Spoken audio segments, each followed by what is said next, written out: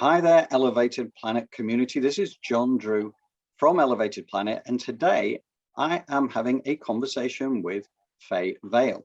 Fay is a galactic artist, and you'll see her book here. I bought her book. It's wonderful. It's amazing. The images are fantastic, and I'll share a little bit more of that with you shortly. But first and foremost, hi there, Fay. How are you doing? Hi there, John. Pleased to meet you and be on the interview. Thank you for inviting me. Well, thank you very much for being here, because, you know, I love what you do. First and foremost, I'm going to just start with just a few questions, just to start to frame things for the community, so they kind of get to understand who you are and how this has evolved over the years, if you like. So the first question is, when did you have your first encounter that kind of took you to this galactic side of things, the UFOs and extraterrestrial? What was the first time that anything ever happened in your life like that? Well, not until my main UFO encounter, which was in my early 20s, did I ever think about anything like that. But going back after it happened, it brought up old memories. And Right. I remember when I was about 10 years old, when we went on holiday, Mum and Dad always booked a caravan. Right. Or a trailer park if you're in a trailer if you're in America. Yes, yes. So I remember them days. You would have the caravan on a park, but there'd be a washroom. Yes, I remember those days. So if you wanted to go to the toilet, you had to go out the caravan and to the washroom. Well, because it was such a big park, and lots of the caravans or trailers looked the same, when I wanted to go to the loo, I'd count the caravans on the way down so I could count it back and find the right one. Right, yeah, because they did pretty much look alike, right?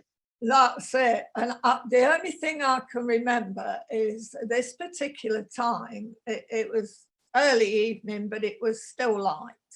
And I made my way to the washroom, counting the caravans. When I came out, it was pitch black and it was really dark. Wow. So I was wandering around for quite a while, couldn't find the caravan that we were in. And by that time, I was getting a bit panic stricken. Yeah. But when I got back, apparently I'd been gone for a long, long time. Wow. And I'd never remembered that before. So was that the start of it, and a missing time? Yeah, missing time incidents are quite strange, aren't there? Or maybe there was a portal in one of those cubicles or something like that in the toilets. Took you to another world. but you know, I'd never really thought about it before, but yeah. I can still put myself there now and feel how lost I felt when I came out. You know, what makes me think about this as well, because I know that you have a good friend who I've also been in contact with recently, who's Alexandra, and Alexandra von Helberg, and she is like a hypnotherapist. That's right. Right.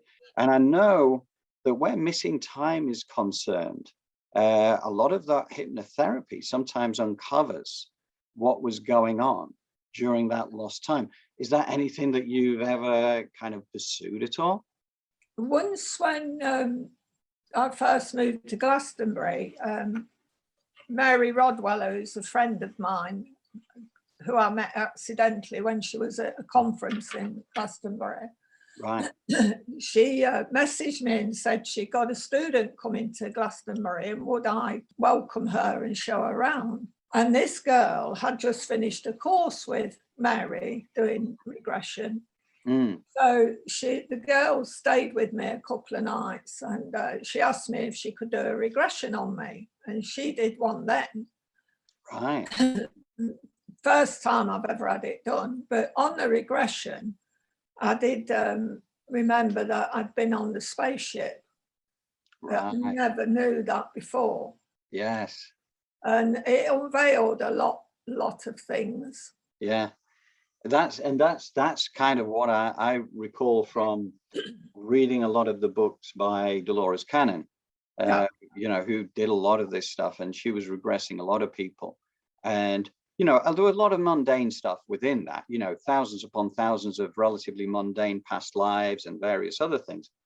But occasionally something would come up where, particularly if there was lost time or something, and you would find that that person had gone onto a spaceship, and that this would come back to them in later years through this hypnotherapy.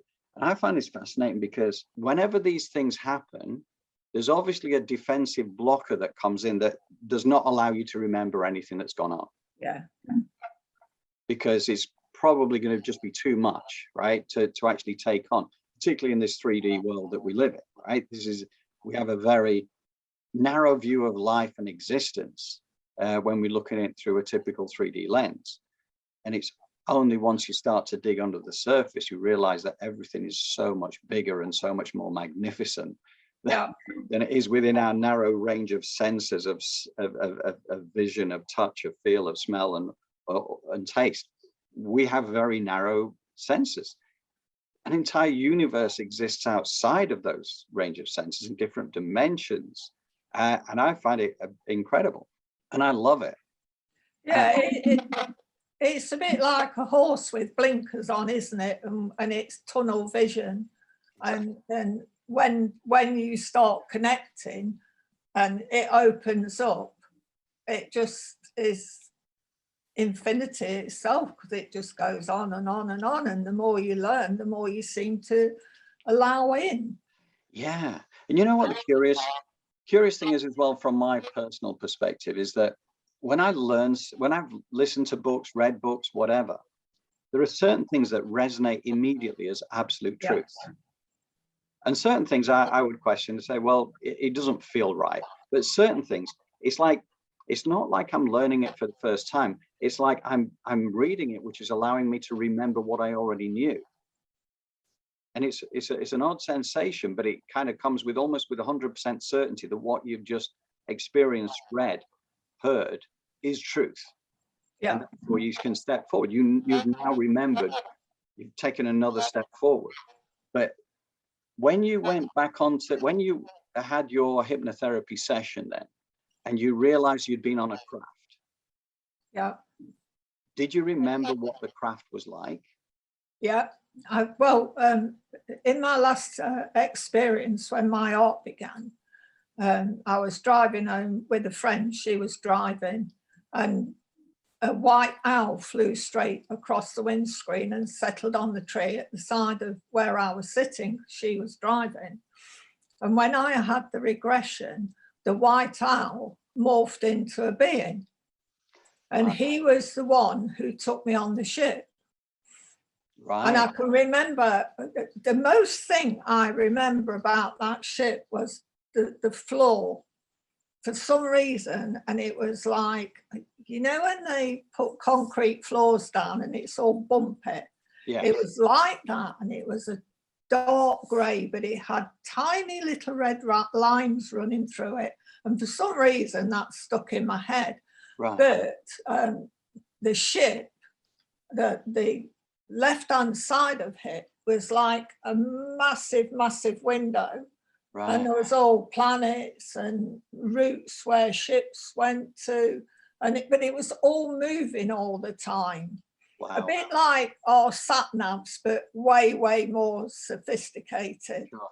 Yeah. So that was the whole side of that ship, and it was that sort of circle shape. Right. In front of me was two doorways. They never had any doors on. There were just two arches like that, but they obviously led to somewhere else. And then on the right-hand side, it was just like a mass of different gadgets and different stuff, touch things, you know? Yeah. And I did know there was beings on board with me, but I never saw them. You know, it was a bit like when you stand in, say you're in a shop and you're in a queue to purchase something, somebody stands really close behind you and you don't see them, but you know that they're, Yeah. and it was that feeling. So I never really saw the beings on that craft, but I can remember distinctly what it looked like. Mm.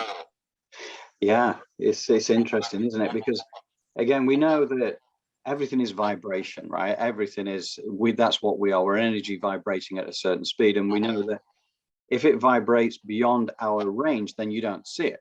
And it's not that it's not there, it's just not visible to us because it's outside of our spectrum. And it kind of makes sense in some ways. If these were higher vibrational beings, they may not be visible to you, or could be that they've made themselves invisible because they don't want to shock or scare you as well. That's correct, because a lot of my drawings will come with a human face. But that's because they said that our brain accepts the human form more than it would their form. So you're absolutely right that they scare you if you saw what they were really like. Although I've had drawings of what they're really like, and they're not a lot different. Yeah. But as a human, it's easier for them to connect if it's something that we can recognize, because our brain instantly accepts it. Yes. Yes. And that again, it's kind of one of the, if you think about, like, you know, say for instance, I've got Nala, the German Shepherd dog here, right? If dogs didn't exist and all of a sudden Nala appeared from nowhere, then everybody would be terrified about this terrifying looking beast, because it's just not a shape or a form that you're familiar with. Now, she's gentle, she's beautiful, but you wouldn't know that, right? So and this is the problem, I suppose, from a mankind perspective. We fear what we don't understand and what we don't know intuitively, which is part of the problem, where, you know, fear is like this man-made emotion that we have to get over, right? And the more you can kind of identify the fact with the enormousness of the universe and the multiverse and everything else that's out there, and you can approach it through a different lens, and this is fantastic. We are part of this journey. And this is the other thing, that this is something that I keep talking about, because to me this is a really important point, which is we are immortal beings having a human experience. Yeah. Yeah. We can take a variety of forms. We just happen to be in this one this time around. And it could be that last time around we were extraterrestrials, or we were in a past life on this planet, working our way through karmic kind of circumstances to evolve to a higher level. But nevertheless, that's when you actually take that in as a fact, that we are immortal spirits having a human experience rather than the actual physical vessel, then you start to get it. That was a major point of enlightenment for me, was understanding that I am not this body. I am just occupying this body. That's right. I love the fact that I have this opportunity to have this life through this particular time on the planet, and I love it. But part of the joy comes from the fact that I know this isn't necessary. This is me for this existence, but the fact is I go on. This is not the end. So therefore, you don't need to fear anything. You know, if I was to die in this instant, I wouldn't. The physical body would go, but I would carry on. I would just go to the next. Yeah, I totally believe that as well. Well, I don't believe it, I know it. Yes, yeah, and that's the point, because people don't always get the fact that how can you know that? How can you know when you don't know until you die what's going to happen? So that's where I think a lot of people struggle. But I agree with you. I'm 100% sure of the afterlife. I'm 100% sure that I am just this electromagnetic energy that fires up this 50 trillion cells that makes John Drew, or part of it, because then there's a higher cell. There's all these other teams that are here to support us. I mean, how incredible is this? And at the same time, we've got alien life forces. We think of them as extraterrestrials. They think of us as extraterrestrials, because, you know, to them, that's what we are. They're just a different form of being, which is it, you know, comes from the original same source, and we're all going through different versions of existence, I suppose. Yeah, that's correct. I mean, we may be in an animal's body next time. We could be a plant. We could be a planet. We can be anything. It's exactly where consciousness takes you. Exactly, and that's a very good point, actually, because you know we know that planets are living and breathing That's right. themselves. Gaia, Mother Earth, who's communicating with all the other planets and systems around during this time of evolution. Now, I know all this sounds fantastical, and this will go out under the Twiglet zone, but nevertheless, to me, I love this. You know, to me, this is kind of fact, and I would love to have had an experience. Say I've had an experience. I'd love to say I'd seen a UFO. I'd love to say I've been on a UFO. I'd love to say I'd seen an extraterrestrial. None of that. But it doesn't stop me from 100% believing that all this is true. Anyway, I digress. So I think it's how much you allow to come in and how much, as I call, you've been barcoded. right. We're all barcoded. As soon as we're born, we're told what sex we are. This is your mother, this is your father. This is, you go to school, you grow up, you meet a partner, you have children, this, that, and the other. You go to work, earn your living, and it's all there. And it's all them little barcodes. This is you, but that's not really you. That's you in the corporate world.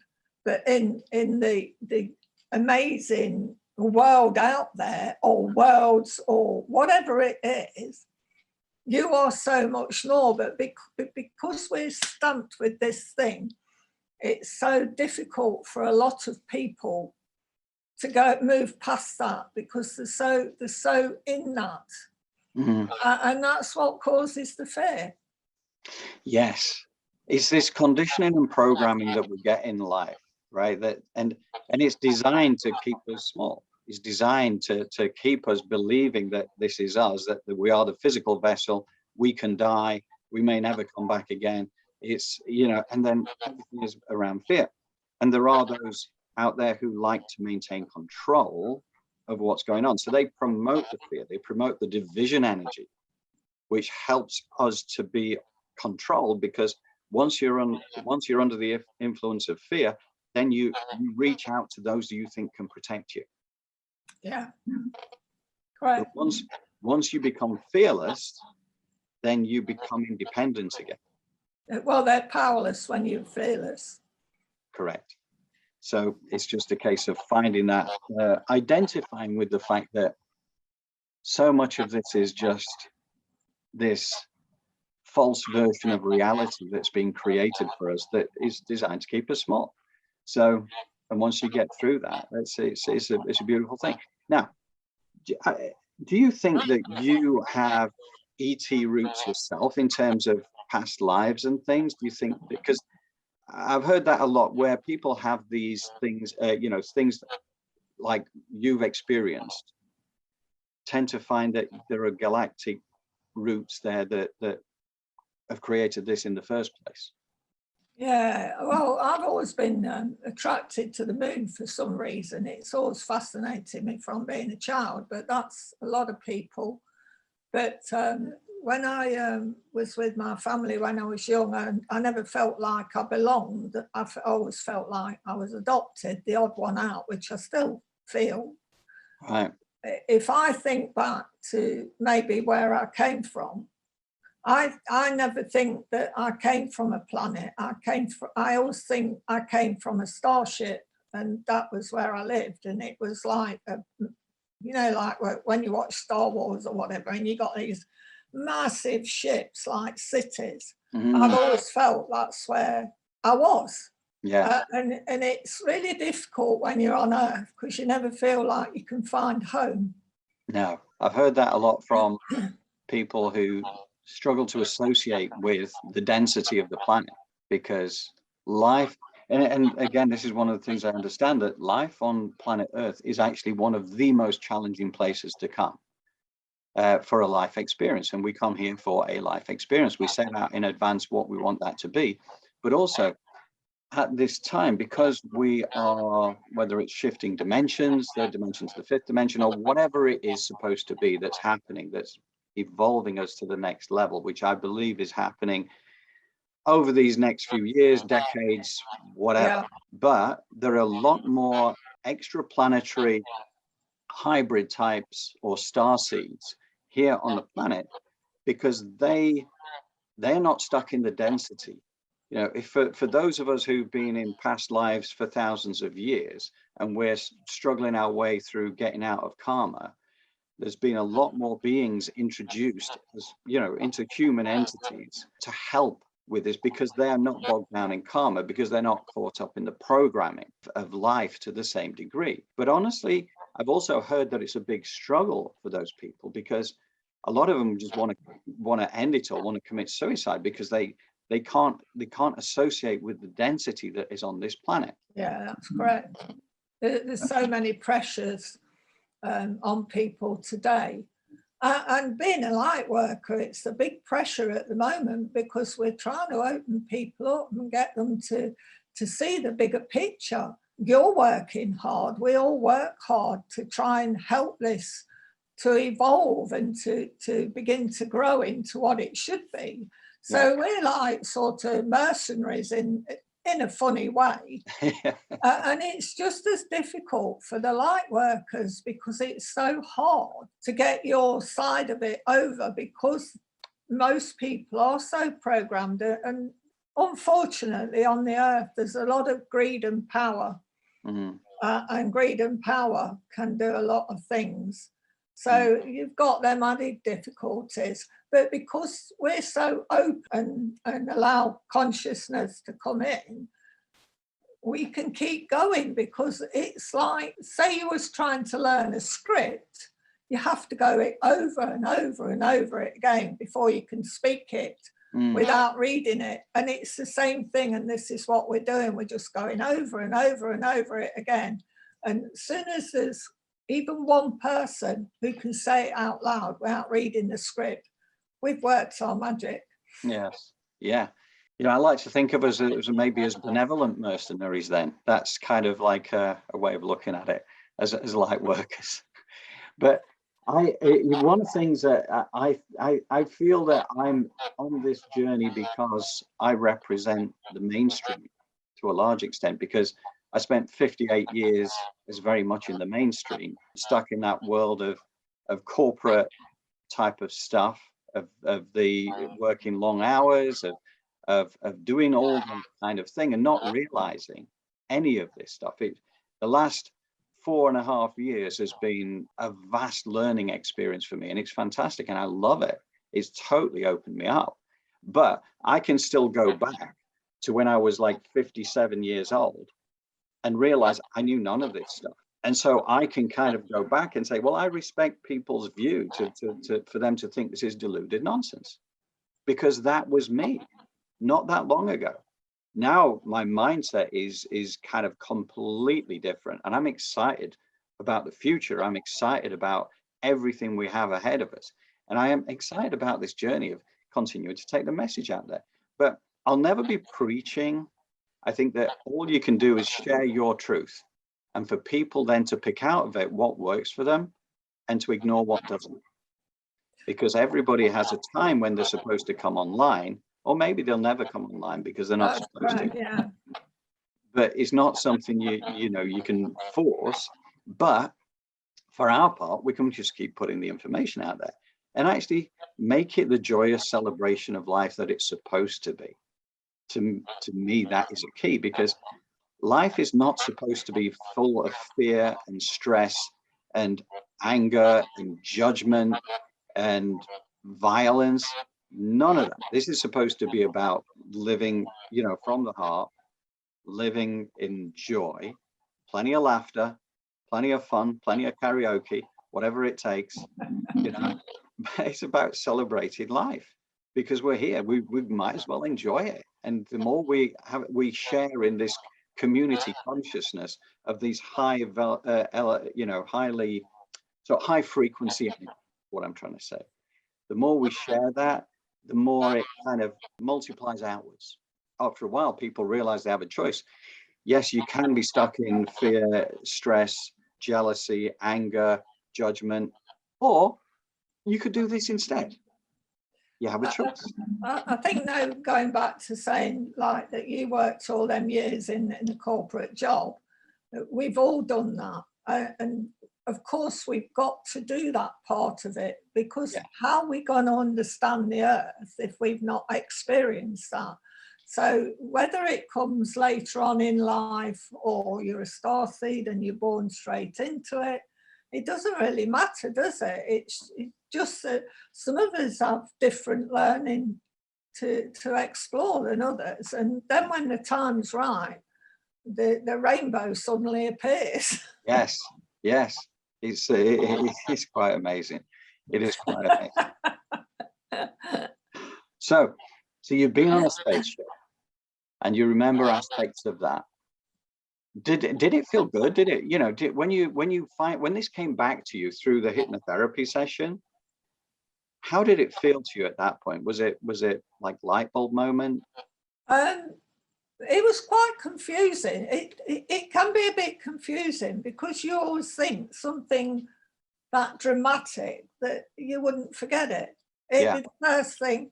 When you have a dream that seems really real, you wake up and you can remember it like that. So it's quite confusing because you think, I mean, my first UFO experience, I saw the craft and I watched it for a good 5 minutes, closed the door, went to bed and never thought about it the next day. But you would think something that important, you would have woke up next morning and you'd been saying, oh, something really strange in the sky. Nothing. So like you were saying, it's like a veil comes over and covers it up. So when you have a regression and then you suddenly realise, hey, I was on a craft, it's quite confusing that the two don't link automatically. So yeah, but then the more you know about it, the more you remember. Right.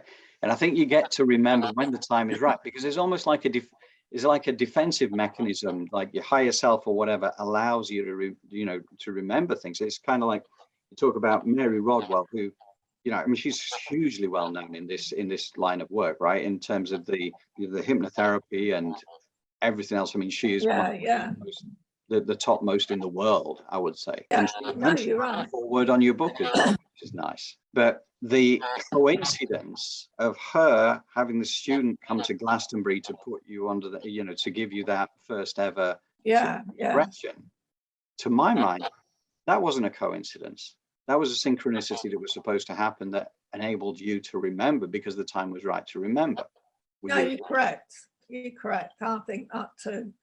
But then when I look at it, when you're under regression, you're not actually aware of your body. So like straight away, we're taken out of the stress of pain. And I know a lot of people who have had stuff done to them on spaceships remember the pain and that. I mean, I've had several things happen to me and woke up with different marks and bruises and strange things on my body. But I've never remembered how they occurred. I can get up in the morning and I've got a mark and I think, how did I get that? And I know I've only been to sleep, but now I know that after a couple of days it will disappear. But the way I accept it, okay, a lot of people say, but they've not got permission to mess with our bodies. Okay, maybe they're not, but subconsciously, maybe I've said they have. Right. Because when I look at it, as humans, we examine and we look at species to learn how they live and what they do.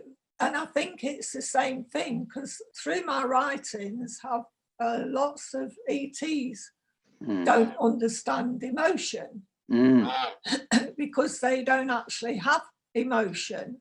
And so we're sort of an experiment to some species, but in a good way. And they would hurt us and we would feel pain because they don't know what pain is. Yes. It sounds crazy, I know, but and I had writing ones to ask me about fear because they said they couldn't understand fear. So I corresponded back and said, well, we have different types of fear. There's fear if you're going to lose your life, say somebody's got a gun at your head. There's fear maybe if you're going for an important interview. Mm. And then there's other fears about several things. So, there's actually a fear that we put on ourselves when we go on fairground rides. Right. You know, yeah. So there's so many different fears, and this is why we are taken, and sometimes things are done to us because they're trying to understand.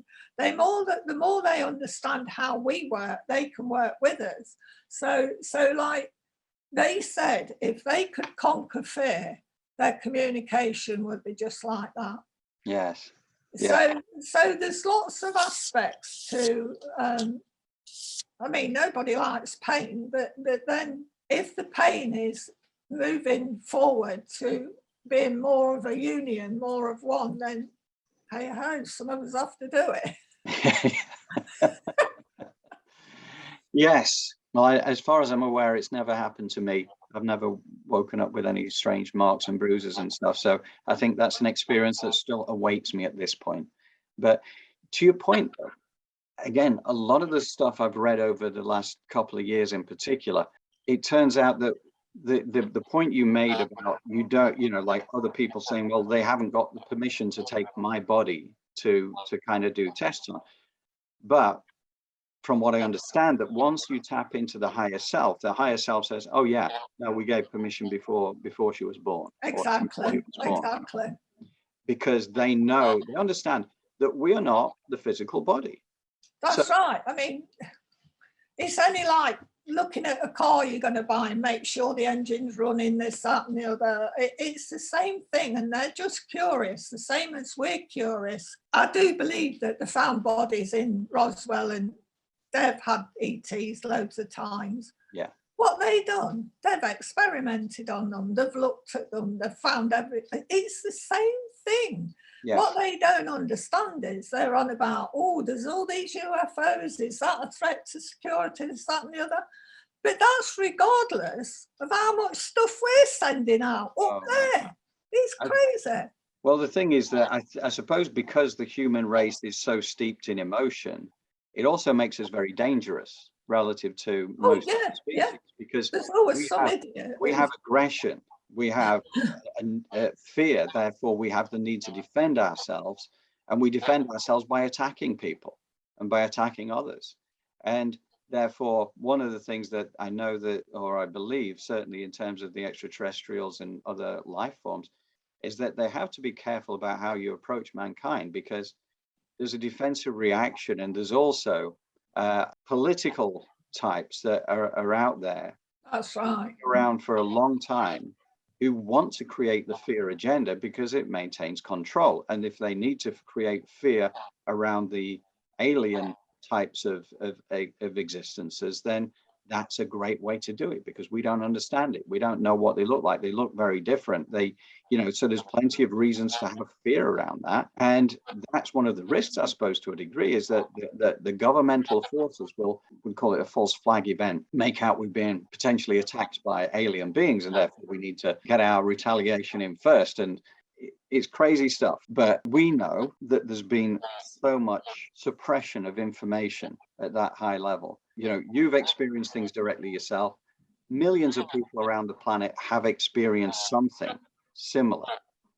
But one of the chief weapons that there's been over the last certainly few decades has been ridicule, right? Because promoting ridicule every time when somebody has an experience, and then the word goes out, now they're absolutely factually correct in everything they've experienced, but what they get back in return is ridicule, which is prompted, whether it's through the authorities or whatever, it's encouraged through the media to ridicule this stuff, because that is a defense mechanism. Because at the end of the day, the person then just shuts up and says, okay, well, I've made myself look like an idiot. I know that what I saw and what I experienced was true, but I can't talk about it. And therefore it's a way of shutting people up. That's right. But I think we're going to move beyond this now. I think the time has come for us to take these steps forward. People may live in that alternative reality for a while of the conditioning and the programming, and that's fine. But I think opening this up as we are is the right thing to do, and it's why we're here. So, Fay, can I just bring you to the Galactic art? I've experienced the stuff you've done. How did that start to manifest itself through you? Oh, and can you explain to the community what it is? All right, it's channeled art, but it's messages from ETs and other planets, but it comes in the form of art. I always believed that the Egyptians were an ET race, and they left all their history in art because art's a universal language. So because of that difference, they were very clever and decided to give images, which everybody, no matter where you live on the planet, you can look at that image and it can speak to you. So that's very clever. But when my art first came, I did it left-handed, and I'm a right-handed person. And most people who have a dominant hand can't control the other one at all. You can try and do stuff, but it's never the same as with your dominant hand. So when it first came, it was like a 2-year-old scribble. And it was only after doing it for about 6 weeks that images began to appear. But that was done really cleverly, because the ETs, if I'd have been drawing in my dominant hand and I would have done a line, and my brain would kick in and say, oh, that shouldn't be there, so I'd want to rub it out or scrub it off. Doing it at the left side is a clear channel. Because you have no control of that hand, well, some people do, but not many. It can be controlled, because my brain doesn't come in and say, oh, that's wrong. So it's a clear channel. So that happened over about 6 weeks before they got the image through. But after that, I mean, I'd be up at 3 o'clock in the morning just knowing I've got to get paper and pencil and start doing it. And it was so compulsive to do. Yeah. I didn't know what I was doing. I hadn't a clue. And it was nothing like the art to do now. When I first got it, I was drawing military stuff. Yeah. I was drawing tanks, battleships, anything. Men were guns. Yeah. But what it was leading me up to was the craft.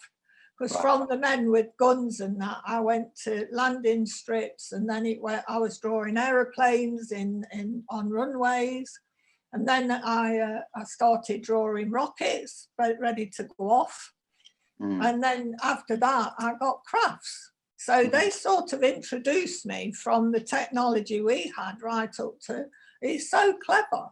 And me being, female, I've never been interested in tanks and things. If I was a guy, maybe, but no. So it just completely blew me. I even got drawings of graveyards where people in the war had died, and the dates. And then when I looked on the computer, they all matched up.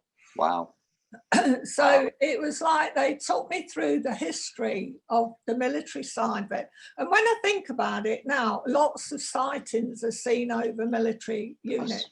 Yes, absolutely. So but that goes back to what you were saying earlier about how they keep their eye on what's going on that way. So like from then it went to rockets, and I got maps of where the craft went. I even got plans for an airflow system. Wow. Different things about energy, and lots of scientific stuff that I couldn't really understand. Right. But so that's all in my drawing books. I've still got all my books. And when my first things happened to me, I kept diaries. Because I had bins in the bedroom and all sorts of scary things. Wow. But I used to write it down. I'd wake up and write the time down that it had happened, and describe or draw what was in my room. So it was the only way I could cope with it, was to do diaries, because I couldn't speak to anybody about it. I never spoke to my husband for 2 years about it. I used to hide all my stuff. Because if you came home from work and your wife said, oh, what have you been doing today? Oh, I've been communicating with aliens. I'm sure I'd be in a straitjacket in some hospital somewhere. Yeah. Yeah. So, like you say, it's a lonely road, and it can be really confusing because you don't have anybody to talk to. So like when people like us meet, it's just amazing because it's like family, because you can just babble on and they completely understand. Yeah. Yeah, no, it is beautiful to create the community around it. And it does take an understanding partner to kind of allow you the latitude to follow what you know is happening, but makes no sense from a mainstream perspective. No, it doesn't. It doesn't. Yeah, it's it's fascinating. Now, and I'm gonna show this because I had a galactic reading from Fay, a reading in art. And this and the way this works, and again, this is for the community. The way this works is that Fay does readings and will produce you with this booklet that I have here. And the way she does it, you send a picture of yourself so that she can read your energy. And then this is it, right? In fact, Fay, you tell me. I don't need to explain it. You do it. Well, I didn't realize I could do it for a long time, but then of course, like if I can read from the images I get from the ETs, and I'm obviously reading the picture and I'm picking up the signals that they're sending. So I did it for a friend once, and she said, that's amazing. And so then I thought, well, I must be able to do it for other people, because lots of us appreciate a message for life, something that's going to help us. That's why people go to mediums and that to get messages from past loved ones, you know, palm readers, it's all the same thing in a way. It's just tapping into the information that's there and you receiving it and putting it out in a way that the person can understand. So basically how it works is if somebody wants a reading in art, they send me a photo of the self. We just do it on email online. As long as it's a full face photo, because I have to focus on the face and connect to the energy. As soon as I do that, then I'll begin drawing. And it's the same thing as the ET connection. And I never know what image you're going to get.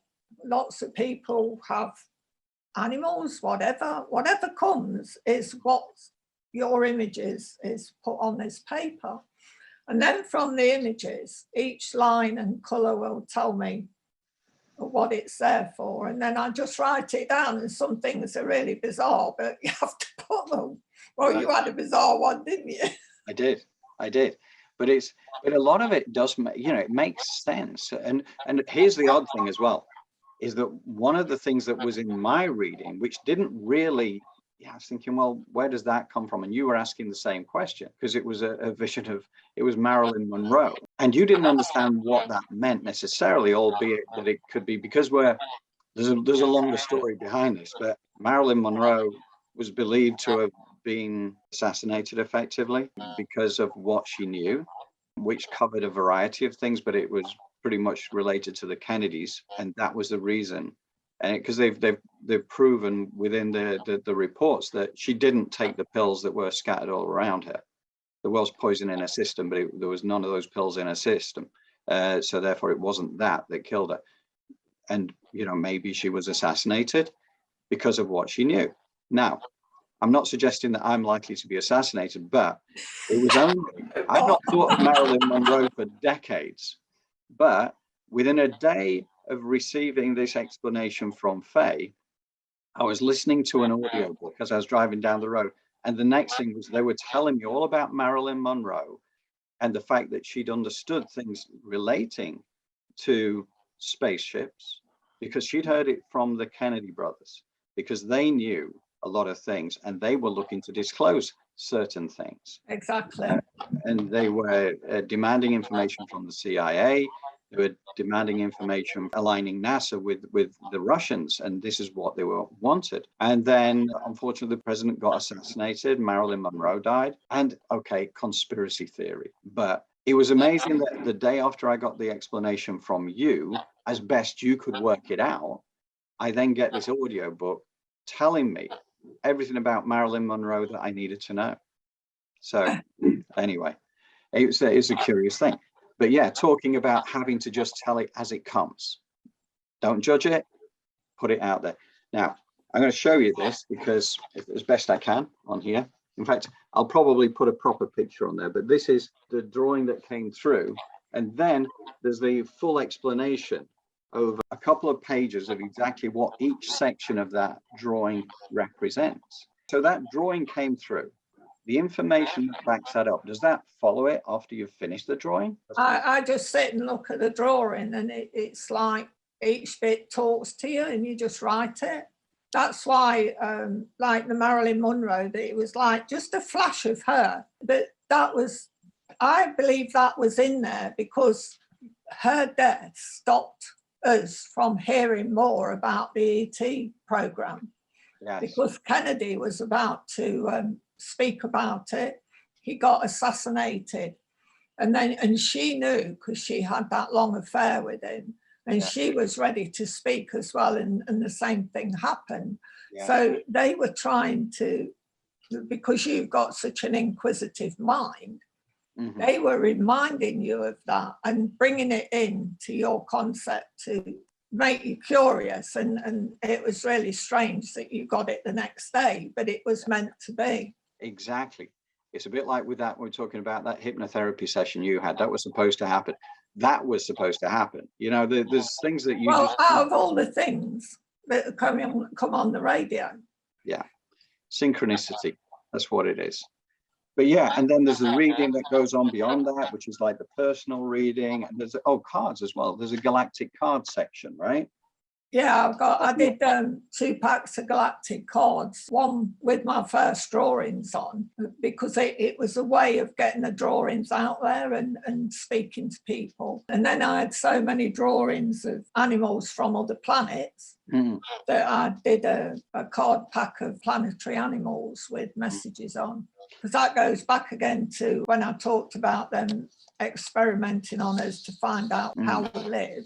That's what's happening with the animals as well. And that when we had cattle mutilations and that, and they were taking parts, they're trying to put animals' best assets together so that they can survive on other planets, because they're trying to re-inhabit planets that have been barren for a long time.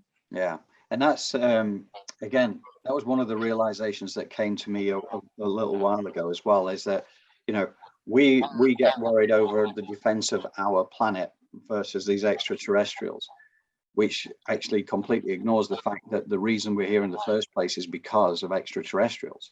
They effectively help to create mankind. They help to create life on this planet, and they've been here throughout, from the dawn of creation to today. So therefore, we think of it as our planet. It was their planet before it was actually ours. So we don't need to get defensive about this. And the other thing is that they are millions upon millions, if not billions of years ahead of us in technology, because, you know, we look at this and say, okay, well, we need to defend ourselves against these people now, or against these beings. The fact is, their technology is so advanced that if their intention was to eradicate the human race, they would have done it a long time ago. Oh, they've got the means if they wanted to. And they've stopped a lot of, you know, I know that they've disarmed a lot of nuclear devices over the decades. And, you know, the military don't want this to go out there, because they don't want the public to realize that actually these beings have the ability to disarm the weapons that are out there. Exactly, and it's happened so many times when they've sent stuff up, it just not worked, or it's... Yeah. Well, I know that they actually sent something up to the moon, didn't they? They were trying to do an explosion on the moon, an atomic explosion on the moon, and that got disarmed, and they knew it had been disarmed by extraterrestrials. But, you know, you kind of look at it and think, wow, mankind, we could be such idiots. You know, I mean, why do we want to do this? And I think part of the problem with nuclear with nuclear weapons is that the impact is way more than just on mankind. Of course it is. It sends shockwaves throughout the universe and disrupts. It can do so many things, and we won't be allowed to do that, hopefully. And it's cross-dimensional as well, because, you know, if you think this planet, we're here within this third dimension. So we see third dimension things. But if you think, okay, well, dimensions go up at least as high as the 11th dimension. And you got fourth dimension, fifth dimension, which is our next target, if you like, to be more of a light being in the fifth dimension, which is more, you can't have dense emotions there. That's what I understand, is you can't have fear and anger and judgment in the fifth dimension. It doesn't exist. It has to, you know, it has to be a higher frequency type of existence. So once you get beyond that, you know, it gets down to, I suppose, the purity of it. You think of unconditional love, of joy, of celebration, all that kind of great stuff. But this planet, there's way more than us exist on this planet. There's way more than we can see on this planet. So when we're doing things like triggering nuclear devices, this is cross-dimensional. You know, this is disrupting the Earth, and this is disrupting not just our dimension, but other dimensions as well as out into the universe. Yeah. So, yeah. Yes, we have free will, but they have to, I presume that the fact is they have to regulate us from time to time to stop us from destroying ourselves and others along the way. That's right. No, that's right. Anyway, I digress with the Marilyn Monroe thing. This reading is fantastic. I love this, and I encourage people. The book is fascinating. The foreword by Mary Rodwell tells you that this is. I'd just like to show people the writing that I get. So that's the sort of correspondence I was getting for a start. And then I thought, well, it's a two-way connection. So I asked them if they would translate it for me, which they do now. It wasn't instantaneous, so it took about 6 weeks, and the spelling was atrocious. But it's getting better. Yeah. Well, I know that I got my own little piece of light language on there on my drawing as well, with an explanation. And that's right. Not everybody gets light language, but some people do. But it is because you're evolved, you see, you're more likely to tap into that than somebody else, or those other people have had it. Well, I would encourage anybody who is curious to go onto Fay's website and to have a look. And if you wanted to have your own kind of version of this, I would recommend it. But you'll see it all on the website. And the book is amazing. I encourage the community to take a look at the link and to explore it for yourself. And if it resonates with you, then get in touch with Fay, because it is amazing. And I'm really grateful to you, Fay, for what you did for me on this reading in art. Pleasure. But more than that, I'm excited about the future that we have within the community to get out there face-to-face events to bring this to people and kind of make this beautiful sensory experience, and people can see it for themselves. And you know what? If it's not for them, that's fine too. If they just get out and enjoy their day, if they enjoy the event, that is a success on its own. But for some people, if they have a moment of epiphany, that kind of think, well, actually, I think that this might not be just deluded nonsense, maybe there is something to it, then that's a good thing as well, because we can provide plenty of backup information that helps you on your journey, because it is a beautiful thing. Honestly, I love this. And speaking as a mainstream person of almost 58 years, before I even began this journey, I guarantee you that you wouldn't regret it as and when you decide to step across that threshold and explore it. So, Fay, thank you very much again. That's fine. Thank you for having me on, and hopefully there'll be a few people there who have been silent who now feel a bit more confident to share. True, very true, because that's part of this as well. I mean, there's a lot of mainstream folks out there, as I was, that kind of struggle with this, but there's also a lot of people out there who struggle to share it because of the fear of ridicule and correct. That's correct. So come on out. Anyway, thank you, Fay. I appreciate it. And thank you again to the Elevated Planet community for tuning in and we look forward to bringing you yet more fantastical tales with a savory snack on our Twiglet Zone sometime very soon. Thank you.